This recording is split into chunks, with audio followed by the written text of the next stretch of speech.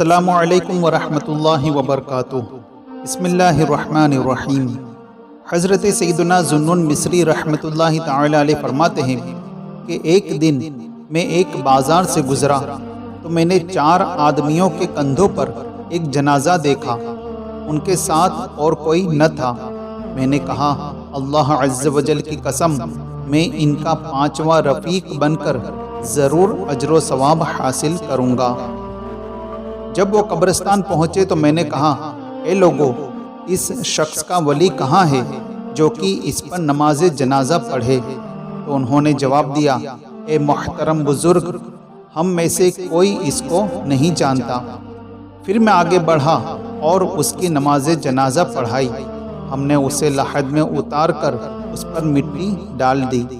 جب انہوں نے لوٹنے کا ارادہ کیا تو میں نے کہا اس میت کا کیا معاملہ ہے؟ تو انہوں نے بتایا کہ ہم اس کے متعلق کچھ نہیں جانتے، ہاں ایک عورت نے اس کو یہاں تک پہنچانے کے لیے ہمیں کرائے پر لیا اور وہ اب آنے ہی والی ہے۔ اتنے میں وہ عورت آ گئی۔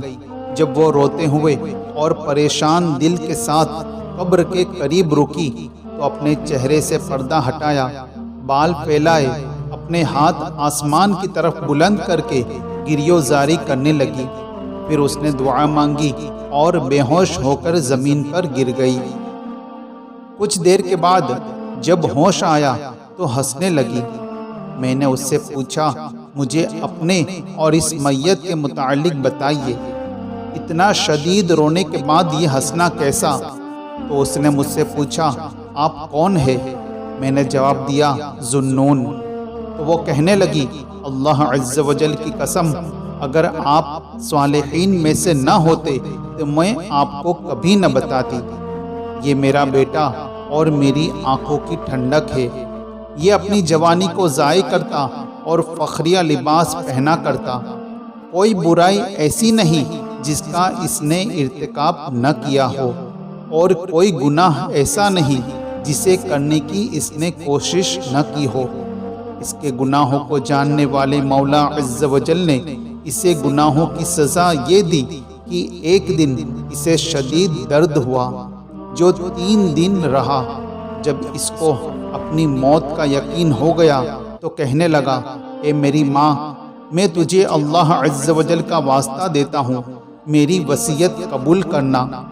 جب میں مر جاؤں تو میری موت کی خبر میرے دوستوں، بھائیوں، گھر والوں اور پڑوسیوں میں سے کسی کو نہ دینا، کیونکہ وہ میرے برے افعال، گناہوں کی کثرت اور جہالت کی وجہ سے مجھ پر رحم نہیں کریں گے۔ پھر اس نے روتے ہوئے یہ اشعار پڑھے، میرے گناہوں نے مجھے نماز روزے سے غافل کر دیا، میں نے اپنے جسم کو اتنا علیل و کمزور کر دیا کہ وہ موت سے پہلے ہی مر چکا ہے۔ کاش میں اپنے رب عز و جل کی بارگاہ میں تمام گناہوں سے توبہ کر لیتا۔ اے میرے معبود عز و جل، وسیع بیابان میں تیرا یہ بندہ حیرت زدہ ہے۔ میرے عیوب سب پر ظاہر ہو گئے، گناہوں نے میری کمر توڑ ڈالی، میری برائیاں بہت زیادہ ہو چکی ہے۔ پھر وہ روتے ہوئے کہنے لگا اے میری ماں، افسوس ہے اس پر کہ میں اللہ عز و جل کی نافرمانیوں میں حد سے بڑھ گیا، افسوس اس دل پر جسے میں سخت کرتا رہا۔ اے میری ماں، تجھے اللہ عز و جل کی قسم، جب میں مر جاؤں تو میرے رخسار کو زمین اور مٹی پر رکھ کر میرے دوسرے رخسار پر اپنا قدم رکھ دینا اور کہنا کہ یہ جزا ہے اس بندے کی جس نے اپنے مولا کی نافرمانی و مخالفت کی، اس کے حکم کو ترک کیا، اپنی خواہش کے پیچھے چلا۔ جب آپ مجھے دفن کر لیں تو اپنے ہاتھوں کو اللہ عز و جل کی جناب میں بلند کر کے کہنا اللہم انی رضیت عنہ فاعرض عنہ، یعنی اے اللہ عز و جل، میں اس سے راضی ہوں، تو بھی اس سے راضی ہو جا۔ جب یہ مرا تو میں نے اس کی تمام وصیتوں کو پورا کیا۔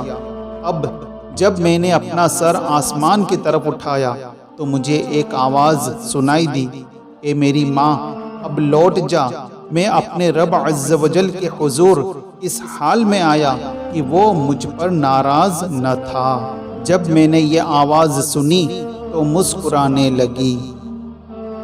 ویڈیو اچھی لگے تو ویڈیو کو لائک اور چینل کو سبسکرائب کر لیجئے۔ السلام علیکم ورحمۃ اللہ وبرکاتہ۔